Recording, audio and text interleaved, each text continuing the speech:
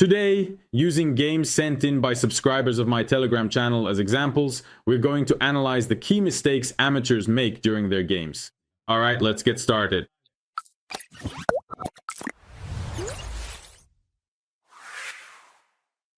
So friends, let's go. A subscriber is playing Black Ed Schmidt e4 c6. I think no further commentary is needed here.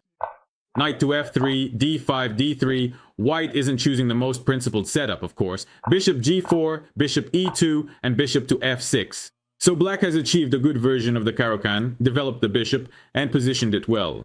Here we have this little triangle castling, knight to d7, knight to c3, bishop to d6, and here white plays knight to g5. Overall, this move is completely unremarkable. With it, white is simply offering a bishop exchange.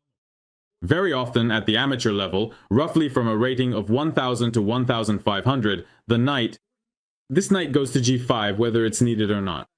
At every opportunity, regardless of whether there's an attack or not, this move is played, but that's not how it works. Overall, this is a bad move if you're not really threatening anything. There's nothing for the knight to do here. It either falls under a tempo or just stands badly, but the subscriber, the highly respected ambassador, plays h6, which of course is a blunder. The first question, friends, the first question you should ask yourself to avoid such blunders is, what does your opponent want? What threats has he set up against you? That's right, and double check your own move. The idea of an exchange is obviously possible. There was the idea that after the move, a6, bishop g4, black could take the knight on g5 and open things up. An attack on the pawn at h2. But you also need to check for intermediate moves, and here white is playing absolutely correctly, because now if black takes the bishop on e2, there will be a move knight to d6 with check, which black overlooked. So h6 is just an impulsive reaction to immediately chase away the knight that came here. Although, of course, you should exchange first and only then try to chase it away. And even after the move knight f7, you have to make a decision here, or maybe play bishop h2.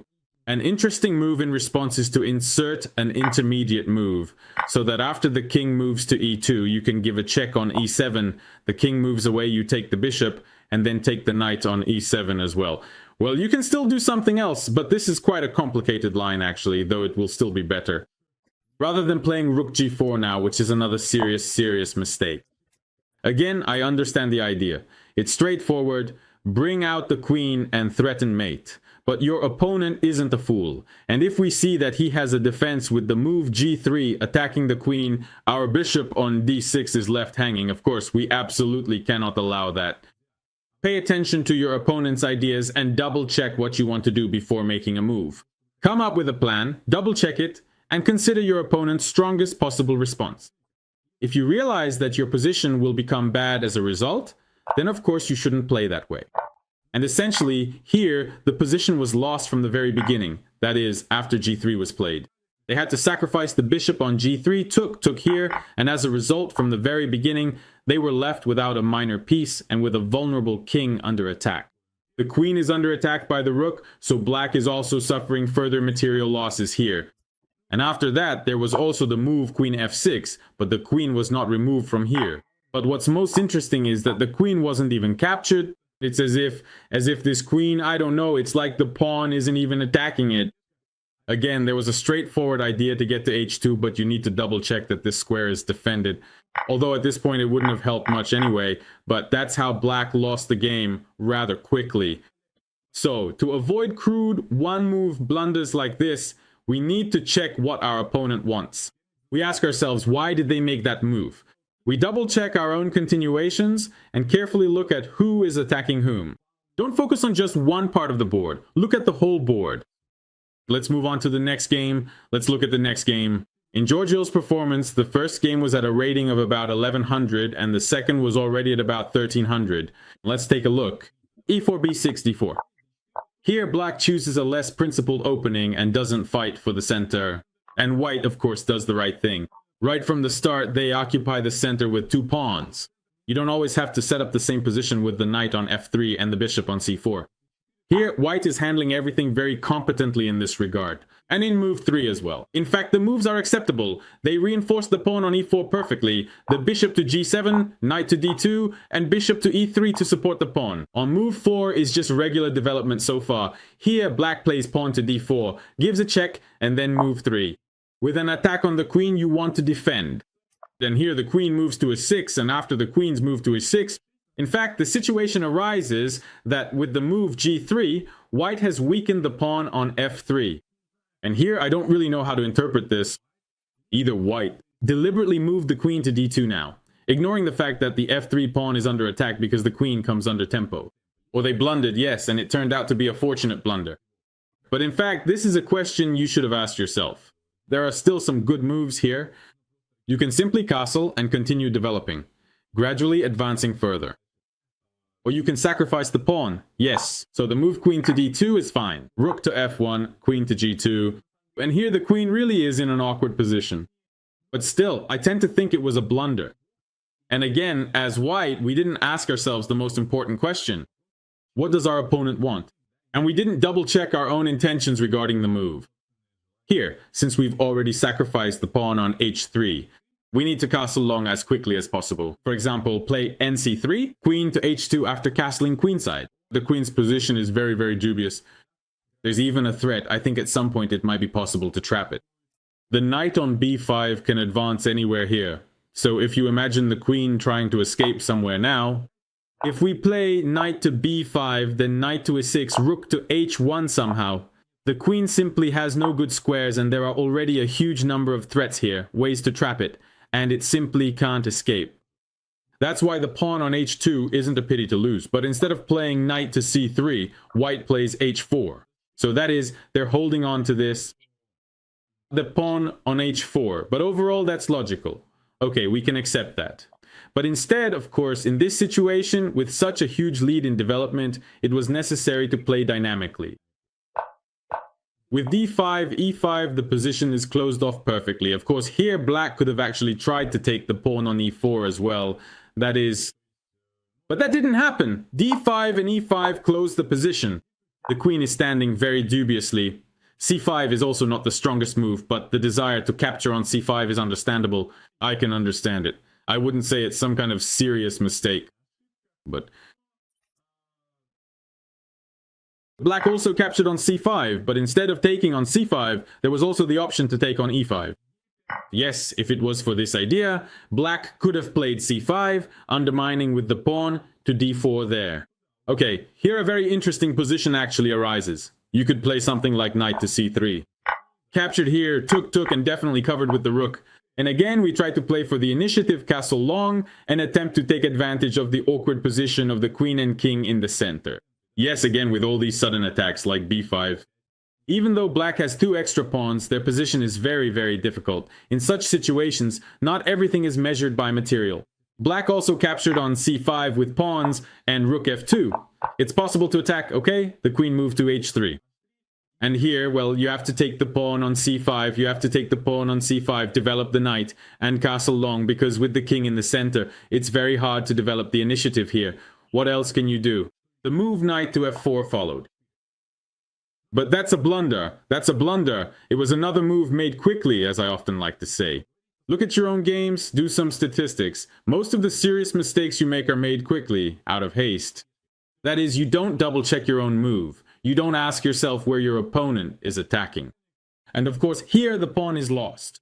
On g3, the position is still kind of okay, but you absolutely shouldn't have played here under any circumstances. Rook takes on f2 is a critical mistake, a total misunderstanding. If you are on the attack, if you are down material, you usually have to avoid exchanges, especially of heavy pieces.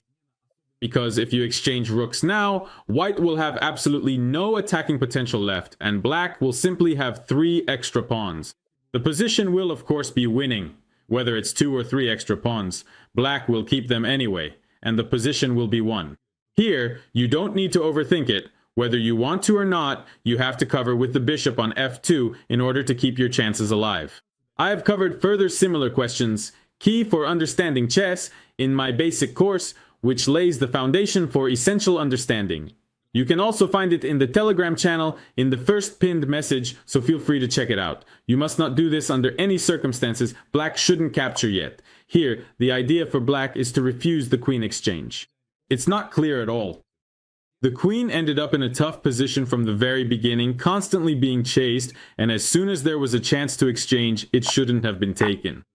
And in the end, the queen got trapped here. In other words, black refused the exchange, and the queen was caught.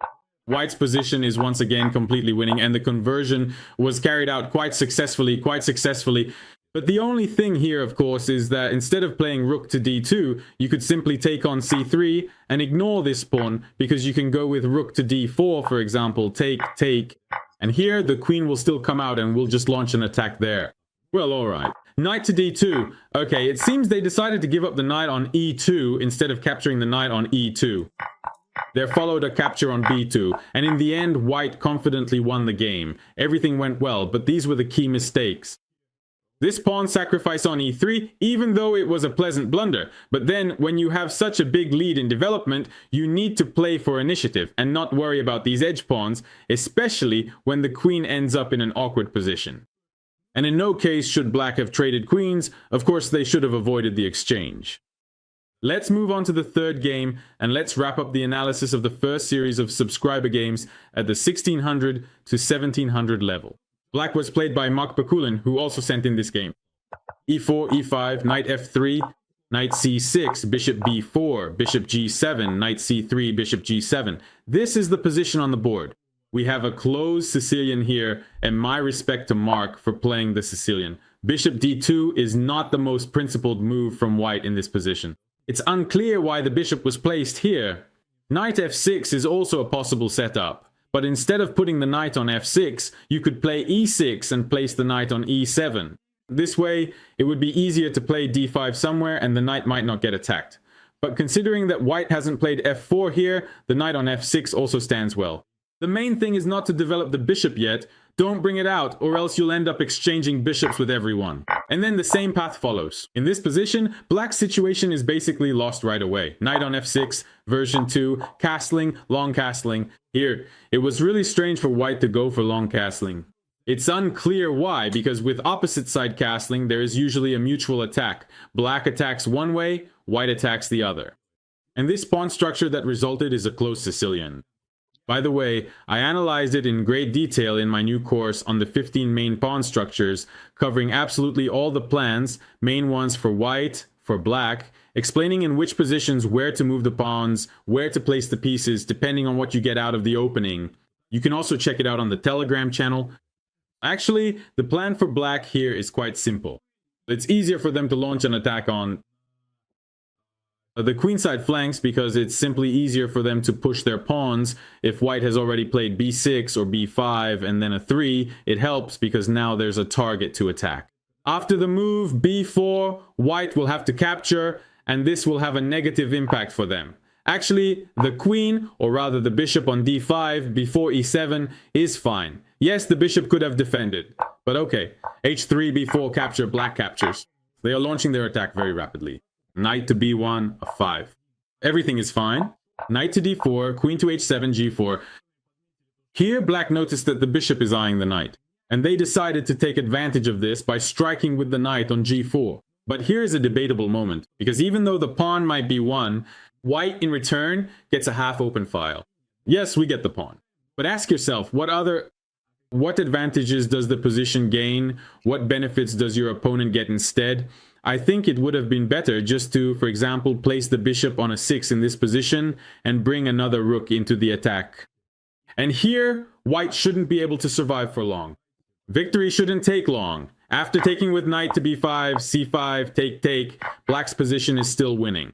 If you play the game well, at some point you'll surely have the chance to deliver a tactical blow that will let you win the game rather quickly. But it's clear that black's position is much better, and they've succeeded in what they set out to do. Here this diagonal is present. And to be able to spot such simple tactical motifs, you need to solve as many combinations and tactical puzzles as possible. I've also shared useful collections in the Telegram channel. You'll find them in the first pinned message. Check them out, friends, solve them, and level up your skills. After the move rook to h2 to avoid a lot of blunders, you should try to avoid hanging pieces, those that are not defended. Because with their last move, white created a hanging piece. And considering that the bishop is looking at b2, I think you've guessed what move black can make. This is version 5, a double attack threatening mate and the rook, leading to an immediate win. But instead, the move b3 was played.